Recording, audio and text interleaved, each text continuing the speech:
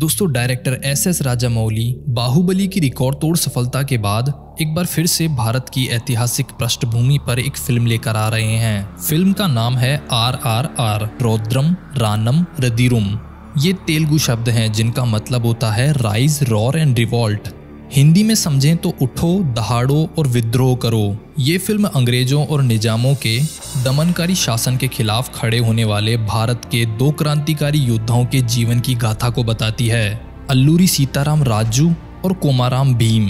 Film में अल्लूरी सीताराम राजू का किरदार निभा रहे हैं रामचरण तेजा और कोमाराम भीम का किरदार निभा रहे हैं जूनियर NTR। अल्लूरी सीताराम राजू आंध्र प्रदेश के एक ट्राइबल लीडर थे जिन्होंने अंग्रेजों के खिलाफ विद्रोह खड़ा किया था, और कोमाराम भीम तेलंगाना के गोंड ट्राइब के लीडर थे जिन्होंने हैदराबाद के निजामों के खिलाफ विद्रोह किया था और मकसद था हैदराबाद की निजामों से आज़ादी। आज हम आपको इन दोनों ही महान शख्सियतों के जीवन से जुड़ी कुछ ऐसी बातें बताएंगे जिन्हें सुनकर आपको भी अपने भारतीय होने पर गर्व होगा, तो वीडियो को लास्ट तक जरूर देखिएगा। अल्लूरी सीताराम राजू का जन्म विशाखापट्टनम के पौंड्रिक गांव में हुआ। इनका गांव एक ट्राइबल एरिया में आता था जहां जिंदगी जीने का सिर्फ एक मकसद था, जल, जंगल और जमीन। सीताराम राजू के पिता की मृत्यु उनके बचपन में ही हो गई थी, इसलिए उनका बचपन उनके चाचा के साथ गुजरा। सीताराम राजू की छोटी उम्र से ही आध्यात्म में रुचि थी, इसलिए उन्होंने अपनी स्कूली शिक्षा के साथ साथ वेद और ज्योतिष का भी अध्ययन किया। इसी का परिणाम था कि उन्होंने मात्र 18 वर्ष की आयु में ही साधु का जीवन अपना लिया। राजू ने अपने जीवन में दूर तीर्थ यात्राएं पूरी की। अपनी पहली तीर्थ यात्रा के दौरान वह हिमालय की ओर गए। वहां उनकी मुलाकात महान क्रांतिकारी पृथ्वी सिंह आजाद से हुई। सन 1919-1920 के दौरान साधु सन्यासियों के बड़े बड़े समूह लोगों में राष्ट्रीयता की भावना जगाने के लिए व संघर्ष करने के लिए पूरे देश में भ्रमण कर रहे थे। सीताराम राजू भी इन्हीं संगठनों में शामिल हो गए। फिर उन्होंने लोगों में राष्ट्रीयता की भावना जगाने के लिए मुंबई, वडोदरा, बनारस, ऋषिकेश, बद्रीनाथ, असम, बंगाल और नेपाल तक की यात्रा की। इसी दौरान उन्होंने घुड़सवारी, तीरंदाजी और शस्त्र विद्या सीखी। वे मां काली के बड़े उपासक थे। अपनी तीर्थ यात्रा पूरी होने के बाद सीताराम राजू वापस आंध्र प्रदेश आ गए और वहां एक आश्रम बनाकर ध्यान साधना आदि में लग गए। उन्होंने सन्यासी जीवन जीने का पूरा निश्चय कर लिया था, लेकिन भगवान और किस्मत को कुछ और ही मंजूर था। ये वो समय था जब सीताराम राजू गांधी जी के विचारों से काफी ज्यादा प्रेरित थे और पूरे भारत में असहयोग आंदोलन चल रहा था। आंध्र प्रदेश में भी यह आंदोलन अपनी चरम पर था। इसी आंदोलन को गति देने के लिए सीताराम राजू पंचायतों की स्थापना कर लोगों को संगठित करने लगे और लोगों को बढ़ चढ़कर असहयोग आंदोलन में भाग लेने के लिए कहा।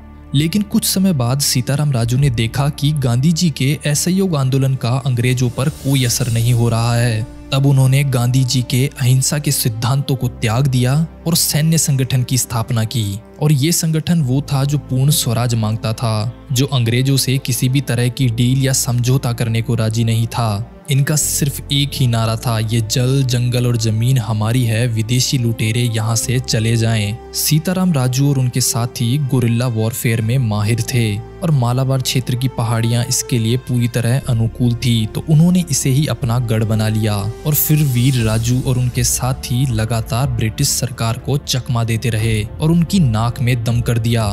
वीर राजू और उनके साथी साधुओं के वेश में रहा करते थे और उनके इस अवतार से ब्रिटिश सरकार थर थर कांपने लगी। वो ब्रिटिश सत्ता को खुलेआम चुनौती दिया करते थे। दोस्तों, अब बात करते हैं कोमाराम भीम की। भले ही आपने कोमाराम भीम का नाम पहली बार सुना हो, लेकिन आंध्र प्रदेश की गोंड ट्राइब के लिए भीम किसी भगवान से कम नहीं है। भीम जिस गोंड ट्राइब में जन्मे थे, उस ट्राइब के लोग बाहर की दुनिया से एकदम अलग रहते थे।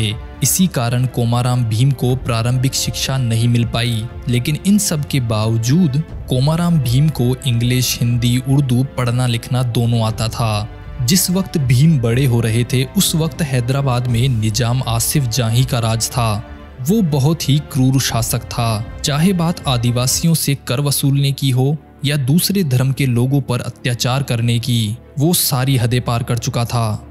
बात अक्टूबर 1920 की है। हैदराबाद के निजाम आसिफ जाही ने फसल की कटाई होने के बाद अपने एक सीनियर ऑफिसर को, जिसका नाम सिद्दीकी साहब था, कर वसूलने के लिए भीम के गांव भेजा।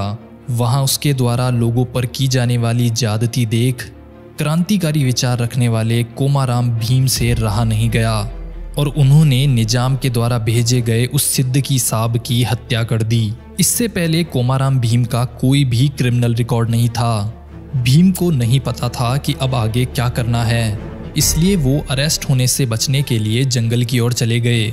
वहां भीम ने अल्लूरी सीताराम राजू द्वारा आदिवासियों के हक के लिए चलाए जाने वाले रंपा रेबेलियन मूवमेंट के बारे में सुना और वो उससे बहुत प्रेरित हुए। उन्हें अपने जीवन का लक्ष्य मिल गया। उन्होंने ठान लिया कि अब वो भी आदिवासियों के हक के लिए और आदिवासियों को निजामों के चंगुल से मुक्त कराने के लिए अपना सारा जीवन लगा देंगे। तभी उन्होंने सुना कि तेलंगाना के आसिफाबाद में निजामों ने आदिवासियों के नाक में दम कर रखा है। उन्होंने वहां जाकर आदिवासियों के हक के लिए लड़ना शुरू किया और निजामों से बातचीत के जरिए मामला सुलझा भी लिया।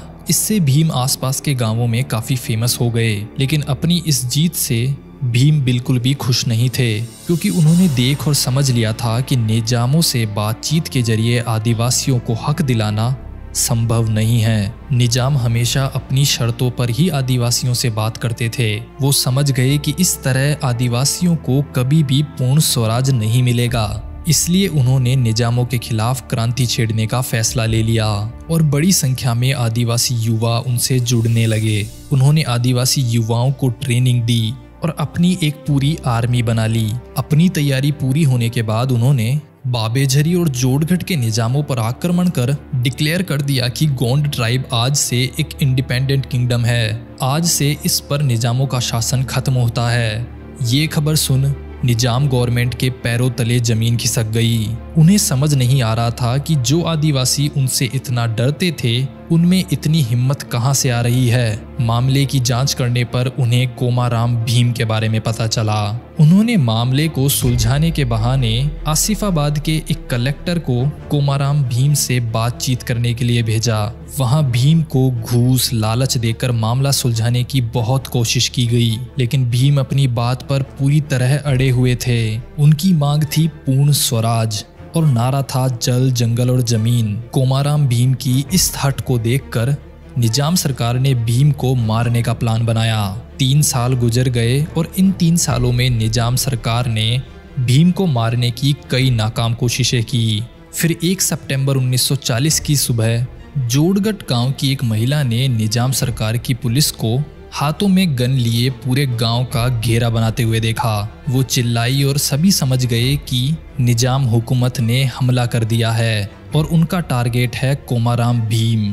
भीम और उनके साथी भी अपने अपने हथियार लेकर लड़ने के लिए तैयार हो गए। भीम और उनके साथियों के पास कुल्हाड़ी और बंबू से बनी तलवारें थी और वहीं दूसरी तरफ निजाम सरकार की भेजी हुई पुलिस के पास आधुनिक बंदूकें थी। लेकिन फिर भी भीम और उनके साथी एक कदम भी पीछे नहीं हटे और इस लड़ाई में भीम और उनके 21 साथी शहीद हो गए। निजाम सरकार को लगा था कि भीम और उनके साथी खुद को हारता हुआ देख सरेंडर कर देंगे, लेकिन सब कुछ उनके प्लान के अकॉर्डिंग नहीं हुआ। उन्होंने भीम को शहीद तो कर दिया था, लेकिन अब इसके आगे क्या होगा ये सोचकर हैदराबाद का निजाम आसिफ जाही थर थर कांप रहा था। उसे 2 बातें सता रही थी। पहली ये कि उसे पता था जब आदिवासी समुदाय अपने हीरो कोमाराम भीम को इस हालत में देखेगा तो क्रांति की दूसरी लहर जरूर उठेगी, और दूसरी बात ये कि उसने सुना था गोंड आदिवासी कुछ ट्रेडिशनल तरीके जानते हैं जिससे वो मरे हुए इंसान को फिर से जिंदा कर सकते हैं। इन दोनों डर से निजाम ने भीम की बॉडी को गोलियों से छलनी करवा दिया और फिर बॉडी आदिवासियों के हाथ न लगे इसलिए खुद ही भीम की बॉडी को जलवा दिया। तब जाकर उसे विश्वास हुआ कि कोमाराम भीम अब इस दुनिया में नहीं रहा। दोस्तों, सीताराम राजू और कोमाराम भीम के संघर्ष और क्रांति की सफलता का एक कारण यह भी था कि आदिवासी अपने नेता को धोखा देना, उनके साथ विश्वासघात करना नहीं जानते थे।